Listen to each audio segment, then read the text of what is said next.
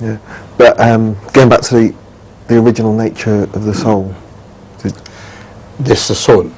This is the most important question, which has been raised in the Quran, and the Holy Quran declared that the non-believers at the time of Muhammad Rasulullah used to inquire about the soul and the nature of soul. The words of the Quran are أعوذ بالله من الشيطان الرجيم وَيَسْأَلُونَكَ عَنِ الرُّوحِ قُلِ الرُّوحُ مِنْ أَمْرِ رَبِّي. They are inquiring from you about the soul. The only thing they can understand, which you should tell them, is that it is from the Word of God. The soul is the Word of God. Otherwise, matter could not grow a soul for itself. So this again is the proof of the existence of God, that the concept of soul is born in man and is never referred by the Quran to have been born among animal life. Animals have not a soul but life, which is called nafs. But they do not have a soul. Otherwise, they should be answerable for whatever acts they perform.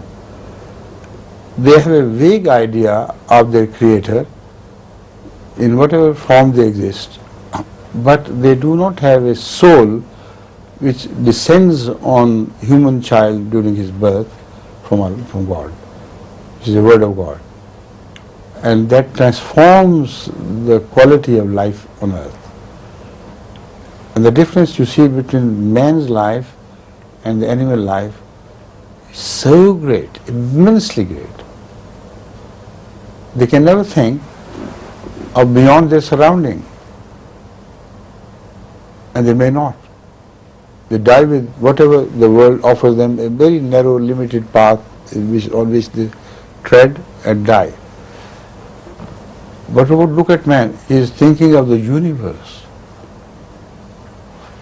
so far beyond his concept as 18 billion light years are.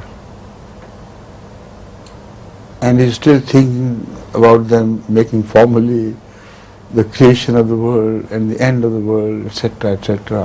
What is consciousness? What are we? What is our mind? Does any animal do that? Any lion sitting quietly on a rock and thinking what I am and why do you eat flesh and so on? This is intuitive in them. But they have done tests to see if animals are self-aware. I'm not sure, to be honest. I don't know. You should be sure, because of their behavior. When you think, then you let your behavior be influenced by that thought. So although we cannot project ourselves into the minds of lions and things, we know from their behavior that it is a fixed behavior, it does not change. You could never think of a pious, wise lion sitting on a rock, as he suggested, contemplating over matters of life, of important matters, and saying, how stupid and foolish of me to eat flesh. Let me start eating vegetables instead. If he has been thinking of these things, he should be a reformed lion after that. Have you come across a single lion who has ever done this in life? Yeah, but there's a lot of human beings who have done that as well, aren't there? The human beings do. Yeah. They eat flesh and they cease to eat flesh because of the influence of their mind over their bodies. So although you cannot project yourself into the minds of animals, but you can certainly realize, understand that they do not think like you do. Because they are led and governed by intuition, and they can never change that way of life in which they are just inbred. Something is etched upon their character which they cannot efface. Man can. So man is a completely different, this is soul, what he possesses. And the freedom that goes with it, that makes man and that makes him answerable to his creator as well. Right?